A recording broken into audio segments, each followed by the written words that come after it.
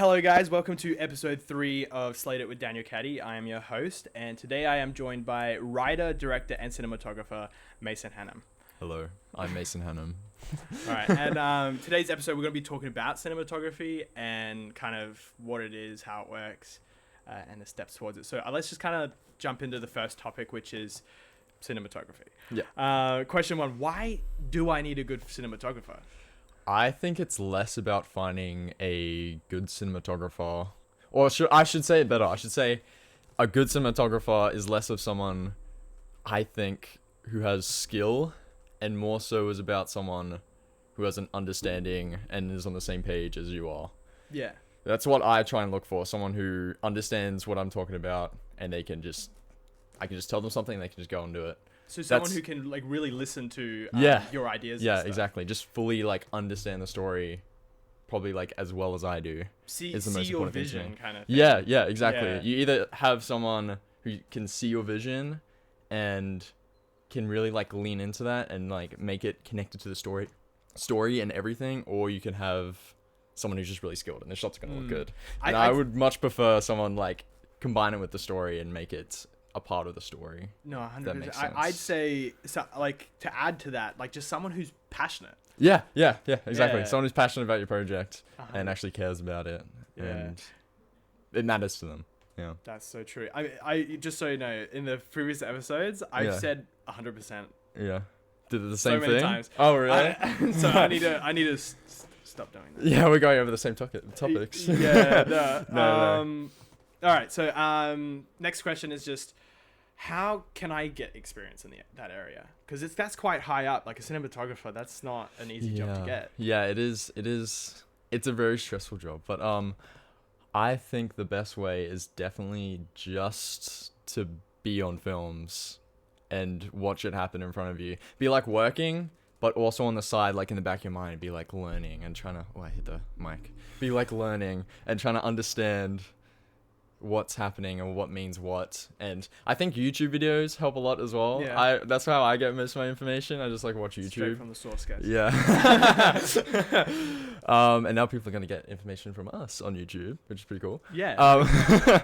But yeah, just watching YouTube videos I think is the best way that I've found information. If I can't, like, I know like in high school I wasn't on much film sets, so being able to watch videos was like the next best thing. Yeah. But if you can find people who are like passionate and stuff, be on their film sets, see what they're doing, and just like learn from them, I think is the best way. No, I think like that is probably the best way to go, is just to be on film sets, even if you can just get into camera department. Somehow, like, you know, camera assistant, or like even just the so the person who literally only gets the lens. Just fetching lenses. As long as you're close to the cinematographer, like maybe he might suggest you if he can't get a job. Yeah. He's like, I know a guy who could do it. Yeah. Because I'm sure, because I've been on a lot of films where you're usually the DOP or cinematographer, so you're usually just, and how did you get those jobs? How did I get those jobs? It's just because of the being at NIFA, like being on those sets and just working with people. And I think they just, I don't know, like we had it's the same thing I was saying before. We had a similar like understanding, and I like understood their story, and they were like, oh, you do want to be my like DP and stuff. So just just talking to people. Yeah. So through connections. Through connections. Yeah. That's basically how I've gotten all my jobs as a DP. Yeah. Just and people I'm friends with. I tried to like make an emphasis on that in a previous episode. We talked about connections was very important in the film industry, and sometimes it's all about the people you know. So we talked about that a little bit before. Next question we have, what are the basic elements of cinematography? Like I would say basic elements is, I think everything in film has got to tie back into the story. So everything that's why you have to have an understanding of the story, so you have to know the tone, the style, like how much energy is happening in this scene, like what's happening, what characters, what's the blocking, and just, I don't know, trying to find the best way to film that combination of stuff in that film.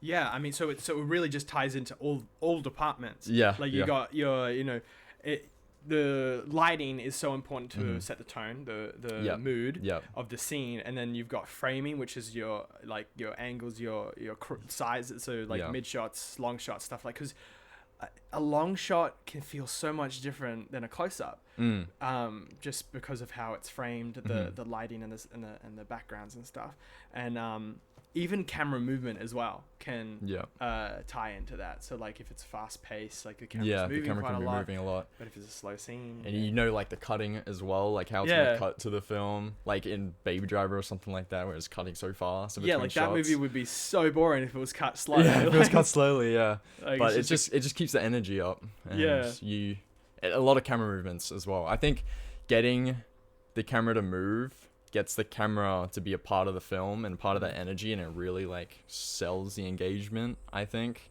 So it's hard to do camera movements on like low budget films, which I'm usually on, but I think it's always worth it to have a little bit of movement in the camera, even if it's like handheld. Like that's the easiest way to do it. I think though with budget films, you got to get creative with it. Yeah, that's exactly like right. I think there's more limitations, so you have to be more creative to find ways around that. And that usually leads to something that's like really unique, I think. Like anything that's like low budget, I think you can get something unique out of it because someone's invented something. A way to get around something and do something else. I've seen people like instead of lie just throwing down, money at it, or sit in a trolley and use that as like a. I've seen that. Yeah, I've seen that as well. That one's a common one, I think. Yeah, I've seen like skateboards and stuff with like dollies and all that. Yeah, I saw one with a chicken. They put like a camera on a chicken head. I've seen that as a gimbal. Yeah. I can't tell if that was a joke. I don't even know if they just ended up switching to a real gimbal after that. Yeah. Oh my god. Yeah, they get inventive. They get creative. Yeah, that's so funny. Oh my god. Okay, so we got what are the 5 C's of cinematography? 5 C's. There's a camera angle. So that's like, camera angles. Everyone knows a good camera angle. At least one, right? There's the cutting, which we spoke about. Yeah. The composition, putting everything together. There is, what was the other ones? There was close-ups. Close-ups, yes. And did we do continuity? Continuity was the other one. Well. Yeah, that's it. Yeah, we talked about continuity in the last episode as well. Oh, really? Because if you want to be an actor, you need to make sure you are aware of That's what I always find so hard, because I've done a little bit of acting as well.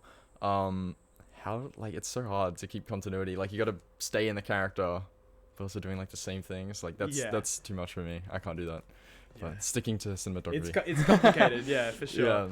Yeah. I definitely, you were very good in that film, because I was helping out in the film as well, and you did a really good job. So I do see a future in acting for sure. Oh yeah. I was in another role like last week as well. Yeah. So that was fun. I do want to dabble a little bit more in acting. I think it's really fun. Man. I'd love to see you up on screen, man. You got the face for it. Oh, thank you. For sure. Yeah. I learned from the best. All right. So one of the final questions. The final question is, what is cinematography? What I kind of said before, like, it's just another thing in film and another thing to serve the story and show the story in a different way. Like, you can have the best looking shots, what I was saying before, and it could be so interesting looking, but sometimes being too interesting kind of takes you out of it. And then you're like, oh, this shot looks nice, and you're like, wait, this is a shot in a movie. I'm watching a movie, and it kind of breaks engagement. Sometimes, like, Roger Deakins said that. He's a cinematographer, and he says, like, sometimes it can just be too interesting, and you just got to take it out. And you got to think about the engagement. So sometimes you just got to simplify it as well. Yeah. 100%. Okay. No, that's interesting. I always thought, more is better. Yeah, no, not all the time. But less is more. Yeah, less is more. Sometimes you find a middle ground. Find out where it's not too interesting, where it takes people out, but not too uninteresting, where it also takes people out. You want to find that middle ground. I'd say, bonus question. Oh, okay. I'd say, can you do a film without a cinematographer? An interesting one. I would say if you are doing a film without a cinematographer, you're still doing one with the cinematographer, because then you're the cinematographer. You're thinking about the shots yourself. Yeah, exactly. Because I've done that before in my films that I used to make in high school. I'd like set up the camera on a stack of books or something, that's cinematographing. Yeah, I guess being a DP. you can't not do cinematography. Yeah, I mean, that's the art of filmmaking, yeah. really. So it's impossible to do a film without cinematography. Yeah, I guess that's so. Great. So yeah. it's so important. I mean, Unless we're doing cinematography right now. We got framing, we got cameras, and we got lighting. This is cinematography. We're doing it. We're practicing what we're speaking. Yeah, yeah. You're seeing exactly what we're talking about right now at the same time. No, that's yeah. But it's interesting because I'm not like a cinematographer, but I guess I am because I just threw the lights in the corner. I didn't really know what I was doing. I put the cameras because I'm more of an actor than a filmmaker. I do quite a lot of filmmaking on the side, and I love doing it, but I want to focus on mainly acting. Kind of like how I'm the other way around. I want to mainly focus on like filmmaking, but I think acting is just really fun as well. Yeah, I love script writing as well. So it's just and we'll do an episode on script writing in another day. But yeah. No. Sweet. Okay, so I wanted to mention a movie that you did. Oh yeah. It was about a year ago now. It was. I'm like seeing on my photo gallery. It's like 1 year ago. Actually, no. It was like showing me, and I was like, that was a year ago. When I was on set, it was the 4th of December. So it was right now. Because we shot the 1st, 2nd, 3rd, 4th. Yeah. The 4th was your day. Yeah. And if I put the video out to this video out today, today is the 7th of December, so it was only a couple of days ago. It was about a year ago. I was on set doing my bit of your film. Tirelessly editing right now. A year ago.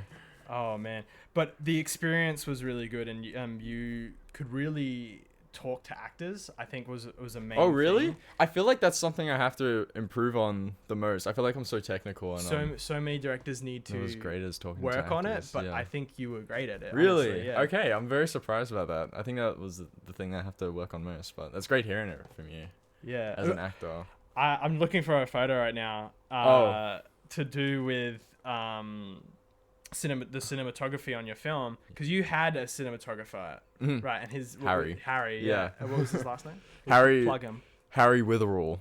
Yeah. Yeah. So there's an amazing picture of you two. I'll put it up on screen for you guys to see. Is it like the purple one? It's that one there. Talk us through this scene right now, just quickly. What's happening in this scene, or like what's happening in this? Like, don't give too much of the story away, but they're gonna see the picture. Well, I am a bloody mess, as you can see. I did a little bit of acting. If you can't tell, I just didn't rock up to set like this as the director. This was me acting and directing at the same time, and that's Harry there. That's my DP. I don't know if he likes the shot or if he's just very shocked by it. My favorite thing about this photo is not the fact that you're covered in blood. It's his reaction to the shot. I forgot about this photo. Can you send this to me? I'll find a way to get it to you. But that was a very difficult thing, acting and directing at the same time, I will say. Because I could see the cinematography. I could tell like what the framing was. And I was like, did that look good, Harry? And I just had to trust him. That's why you got to find someone to trust. Exactly. Just in case you want to act in your film. So it is very important to have somebody you trust doing your cinematography. Oh, yeah. 100%. And your camera work and stuff. Yeah. So, I feel like he really understood like the story. And I just went up to him. I was like, I want like this kind of shot. I was like, I want it here. I want it doing this. Pointing at them. He's like, good. I go to like talk to someone else, to talk to the actors for a bit. Come back. And he's already got it set up, and I might say like one or two things, but usually he's like got it spot on. Yeah. So he kind of just understood what you needed and almost had it already set up before you asked him. Yeah. We just look at the shot list, he'd already be setting it up, and I'd be like this, and he's like, I know Mason. I'm like, okay, I'll back off. Exactly. I know. It's just like, dude, I didn't even think of it till 3 seconds ago. He's like, but I already had it set up about a minute or two ago. Yeah. That's what you want. Someone like that. Wow. Okay, so it's just same brain processing power and even a bit faster. Yeah. Wow. That's very good, actually. No wonder the film turned out so well. Oh, thank you. I was barely part of this film, and I just love it. Like I watch it so much, especially the end is just like really good. If he ever releases the film, you guys have to watch it. Like, it's crazy. I'm gonna have to put it on YouTube soon. We will talk about that in another episode, because I think we will end this one here. It's a quick episode, this one. Nice. So if you do want to see more on his film scene, we'll put a video link at the end of the video. But before you guys forget, I think you guys need to hit that subscribe button and the bell icon, because you'll miss out on these amazing videos, especially with Mason, because I feel like he's going to be a recurring guest. I feel like I will too. Yeah, I quite enjoy Mason. He's a good friend of mine. Oh, thank you. So yeah, you'll definitely see more of him. Subscribe. Yeah, so right now you can click the video on screen and you can watch the episode we're going to do about Mason and his film. Thank you guys. We'll see you in the next one.